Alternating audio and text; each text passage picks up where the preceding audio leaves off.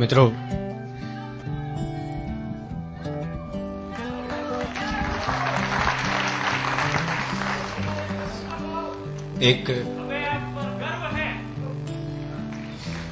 એક આખો કાર્યક્રમ મોસાળમાં ભાવક પક્ષે પણ રાખી શકાય એટલું સમૃદ્ધ ઓડિયન્સ છે આ. સાહેબ, એકવાર આ લોકોને સાંભળવાનો કાર્યક્રમ રાખીશું આપણે. મિત્રો, વિશેષ કાંઈ નહીં કહેતા, મહામહિમ માનનીય ઉપરાષ્ટ્રપતિ શ્રી ભૈરવસિંહજી શેખાવતને એમનો આનંદ વ્યક્ત કરવા માટે વિનંતી કરું છું. માનનીય ઉપરાષ્ટ્રપતિ શ્રી ભૈરવસિંહજી શેખાવત.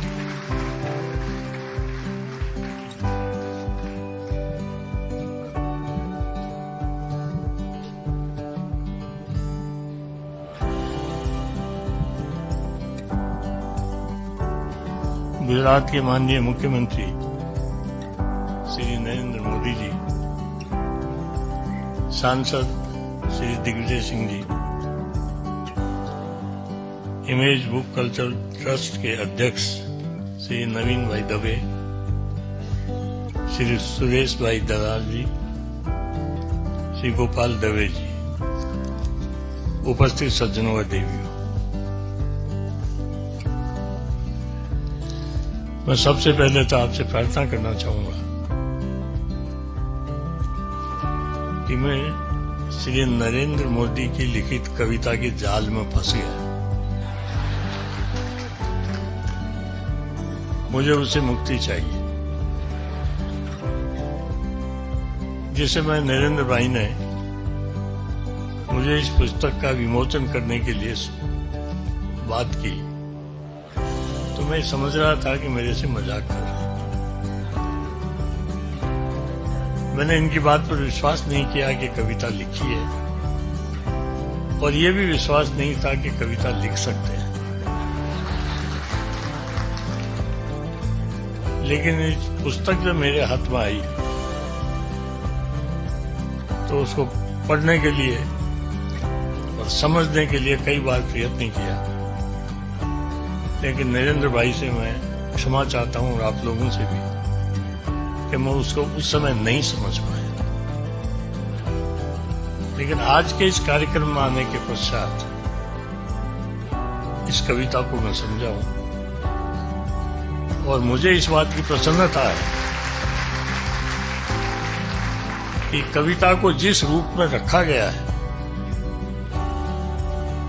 उसे नरेंद्र भाई का जीवन क्या है, इनकी अभिलाषा क्या है, जनता की सेवा किस प्रकार से करना चाहते हैं, उसका एक सही मानों में घोषणा पत्र है.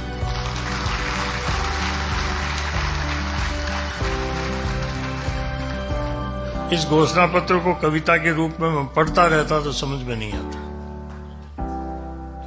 लेकिन आज जिस प्रकार से कविता को सुनाया गया, उन कलाकारों को मैं धन्यवाद देना चाहता हूं कि अगर वो नहीं होते और ये पुस्तक का विमोचन करके मैं चला जाता तो मेरे मन में कोई राजनीतिक इस प्रकार की रचना कर सकता है, इसका कभी विश्वास पैदा नहीं होता. अगर राजनीतिक की भी मोदी जी जैसा,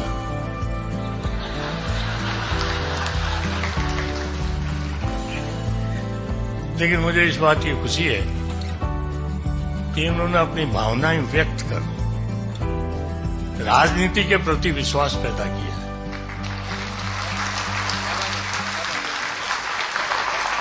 कोई ये नहीं समझ ले कि राजनीतिक क्षेत्र में आने वाले व्यक्ति केवल राजनीति के अतिरिक्त और कुछ नहीं जानते, राजनीति के अतिरिक्त और कुछ नहीं समझते, और राजनीतिक भाषा के अतिरिक्त अन्य भाषाओं में अपना मंतव्य जनता के सामने नहीं रख सकते. लेकिन इस कविता के माध्यम से इन्होंने प्रत्यक्ष रूप में अपना घोषणा पत्र ही नहीं रखा, राजनीति के क्षेत्र में आने के पश्चात आदमी किन किन विषयों पर विचार कर सकता है और किस किस माध्यम से जनता को आश्वस्त कर सकता है, ये सारे माध्यम इन्होंने सामने रखे. मुझे थोड़ा समझता मैं जरूर हूं, लेकिन बोल नहीं सकता। गुजराती में जो कुछ कहा गया उसको मैंने समझ लिया, लेकिन बोलना मेरा कठिन है। मैं मोदी जी को इतना ही कहना चाहूंगा कि आपने जिस प्रकार की कविता की रचना की है, उससे प्रेरणा तो मुझे बहुत मिली है कि मैं भी राजस्थानियों को बुलाकर राजस्थानी कविता उनके सामने रखूं।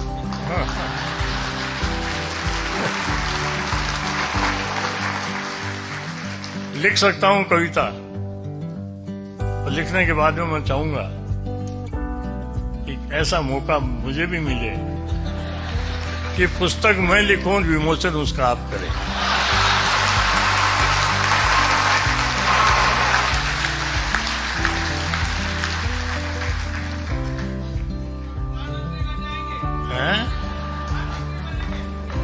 वहां प्रधानमंत्री को रुकावट नहीं कि प्रधानमंत्री होते हुए पुस्तक का विमोचन कर सकते हैं।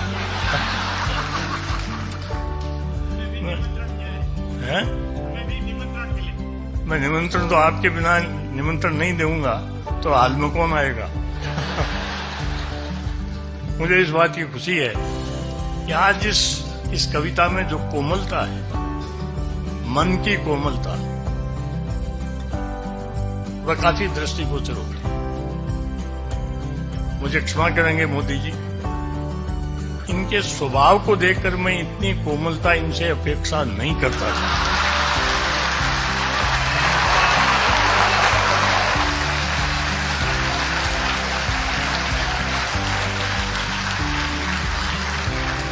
लेकिन आज प्रत्यक्ष में इनका दोनों स्वरूप मैंने देख लिया,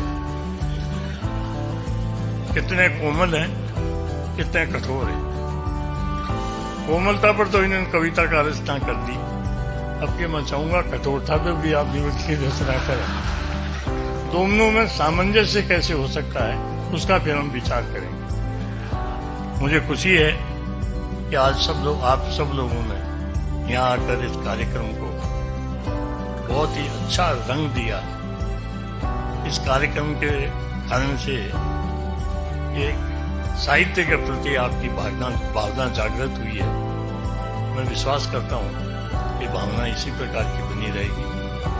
मुझे क्षमा करेंगे, मैं इस पर ज्यादा कुछ कहने की स्थिति में अभी नहीं हूं, वरना मैं भी बहुत कुछ कह सकता था, लेकिन मैं कविता तो नहीं, मतलब कविता मेरे से अभी सुनकर आप ये कहोगे मोदी जी की कविता अच्छी थी, मेरी खराब है, मैं परीक्षा में नहीं बैठना चाहता।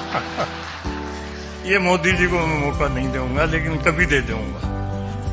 इन्हीं शब्दों के साथ आपके प्रति आभार प्रकट करता हूँ, मोदी जी के प्रति बहुत आभार प्रकट करता हूँ। मुझे वास्तव में संदेह था ये कविता नहीं लिख सकते, इसलिए मैंने कहा कि मजाक करने के लिए आज नहीं मिला गया, नहीं आपको आना पड़ेगा, मैं आ तो जाऊंगा। लेकिन जब पुस्तक मिली तब मैंने इसको पढ़ना शुरू किया। अब गुजराती में पूरा नहीं समझ सकता था, इसका हिंदी अनुवाद कराया, लेकिन अनुवाद में वो स्वाद नहीं आया जो गुजराती में स्वाद था।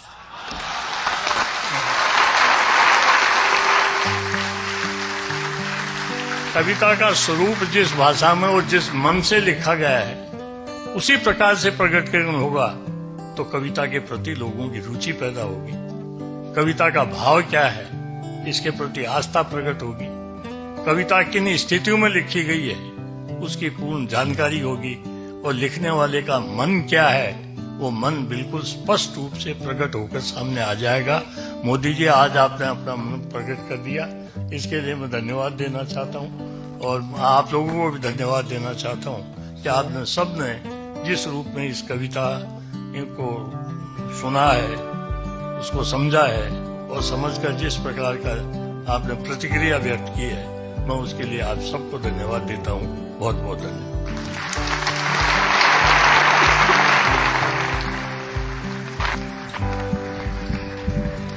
Thank you very much.